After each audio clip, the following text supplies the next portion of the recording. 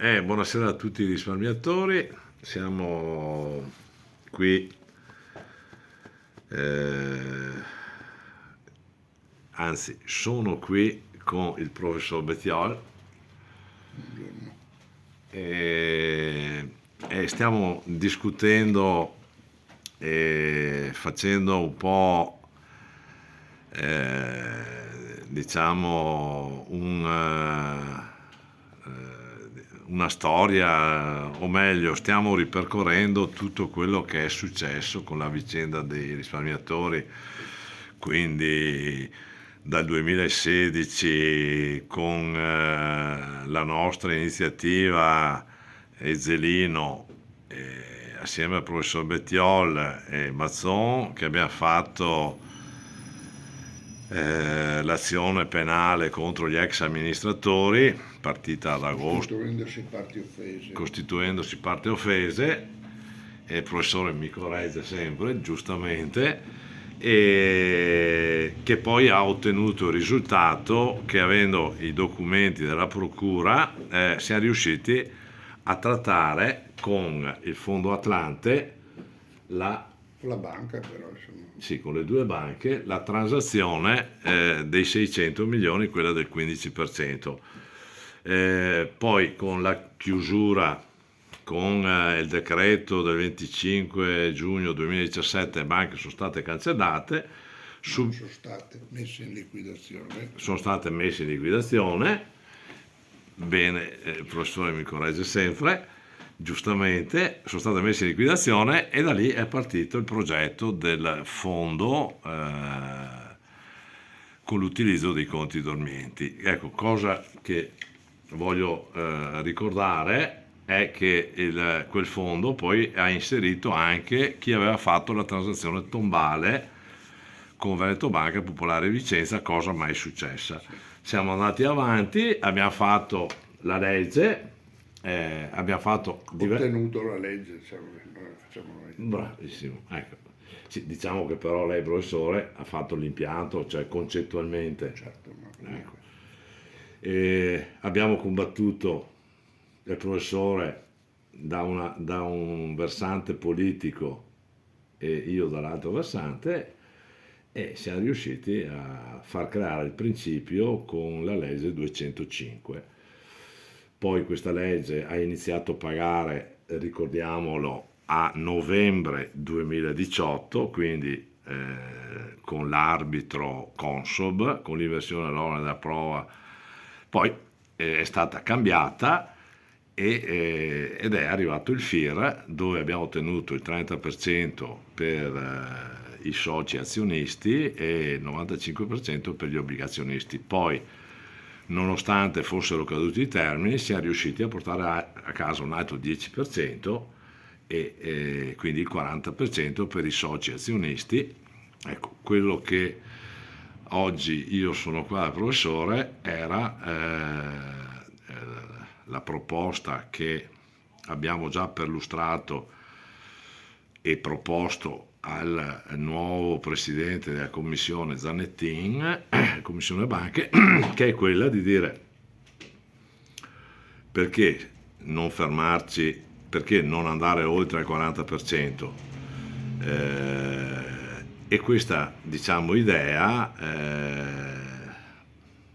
diciamo che è un'impresa, però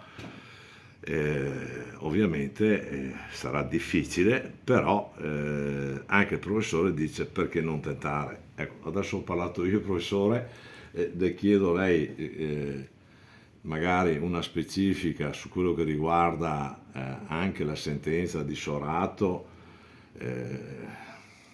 ripetere le nostre scelte ripetute da lei e anche la possibilità di andare avanti con la battaglia per aprire una nuova legge. Sì, no, noi dicevamo che in linea di massima era difficile ottenere con le azioni legali il risarcimento dei danni, perché da un lato, ricordiamo, era un'illusione quella che si potesse aggredire Banca Intesa, che era diciamo, protetta dal decreto che mette in liquidazione la stessa, ma comunque anche se il codice civile non era possibile aggredire. Le banche in liquidazione non erano aggredibili, innanzitutto ai sensi della legge bancaria. In secondo luogo, comunque la capienza non se ne sarebbe trovata perché dato il numero dei danneggiati, insomma, Che noi l'abbiamo sempre detto, sostenuto, fin dall'inizio. È possibile in astratto una rivalsa nei confronti degli imputati, ovviamente, però è puramente teorica perché quando sono in un processo si trova 7.000 parti civili, per quanto possono essere benestanti gli imputati, è difficile che ci sia polpa. Ora nulla tenenti. Tutti, fra l'altro possono essere, ma voglio dire, anche se non lo fossero non cambia niente perché vabbè, si può fare una revocatoria come è stata anche fatta mi sembra nei confronti di Zonin, ma il problema è il numero delle vittime, cioè un numero per cui i patrimoni degli imputati certamente non sono in grado di soddisfare. Ed è per questo che noi abbiamo fatto la scelta di mettere una Costituzione rappresentativa. Sì, certo, è chiaro, vabbè, un problema così di presenza morale per testimoniare che c'è stato un danno ai risparmiatori, va bene, ecco, abbiamo fatto una simbolica con una risparmiatrice. Ecco, però io le chiedo di chiarire, il fondo è stato creato perché c'erano le cause oppure il fondo è nato su un impianto diverso? No, ma le cause, parliamoci chiaro, il fondo è nato subito, la richiesta del fondo è nata subito dopo la messa in liquidazione delle due banche. E le costituzioni di parti civili sono state successive. Esatto, quindi tutti quelli che ci contrastavano e che la contrastavano dicendo ma voi fate un fondo, parliamo del 2017, che bisogna che ci siano le sentenze per essere pagati, perché sennò come fanno a pagare? Ci vogliono le sentenze. No, vabbè, bisogna anche studiare, ci sono già altri esempi di fondi istituiti, non è che sia il primo fondo che è stato istituito per danneggiati da reato, via dicendo. Noi diciamo, abbiamo seguito, c'era una prima fase, prima della messa in liquidazione delle due banche, in cui era opportuno fare una costituzione come persone offese, ovviamente non come parte civile, perché finché non si arriva all'udienza preliminare non ci si può costituire parte civile. Che ci ha fatto ottenere i Questo documenti. però ha permesso non solo di avere i documenti che erano importanti, ma poi era una pressione che poi ha indotto le banche a quella transazione, sia pure nel 15%. Transazione che, ricordo e sottolineo, poi siamo riusciti a far inserire nella legge nonostante fosse una transazione tombale. E quindi per fortuna che abbiamo fatto il fondo, l'abbiamo creato, quindi non voglio sottolineare i meriti perché sicuramente non è non è la mia intenzione, certamente non possono altre diciamo persone, altre associazioni prendersi dei meriti che non hanno, anzi purtroppo hanno dei meriti diversi, quelli che hanno sempre fatto opposizione alle nostre iniziative e creandoci anche dei problemi che poi alla fine comunque è andata come è andata.